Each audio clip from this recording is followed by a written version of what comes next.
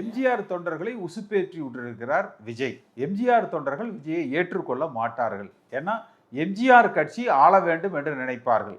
அவர்கள் சார்ந்திருக்கிற அதிமுக வாழ வேண்டும் என்று நினைப்பார்கள். எடப்பாடி பழனிசாமி மீது கோபம் கொள்வார்கள்.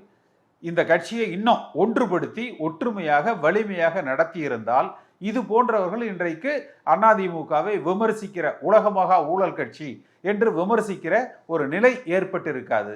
பாஜகவோடு நாம் கூட்டணி வைக்காமல் இருந்திருந்தால் விஜய் போன்றவர்கள் இது ஒரு அடிமை கட்சி என்று அடையாளப்படுத்த முடியாது. குறைஞ்சபட்சம் விஜய் எதிர்க்க நினைப்பது திமுகவை, பாஜகவை, அதிமுகவை அவர் அபகரிக்க நினைக்க. இந்த கருத்தை குறைஞ்சது ஒரு 6 மாசமா நான் சொல்லிக்கிட்டே இருக்கிறேன். இதைத்தான் விஜய் செய்கிறார். தடுத்து நிறுத்துங்க, கட்சியை வலிமைப்படுத்துங்க, ஒற்றுமைப்படுத்துங்க என்று நான் சொல்லிக்கிட்டு இருக்கிறேன். நேற்று கூட எம்ஜிஆர் அண்ணா படங்கள் பயன்படுத்தப்படுவது தவறு, தடுக்கப்பட வேண்டும்னு சொல்றேன். எடப்பாடி பழனிசாமி இன்னும் நேற்று வரை இப்பதான் விஜய்க்கு எதிராக கருத்து சொல்றார்.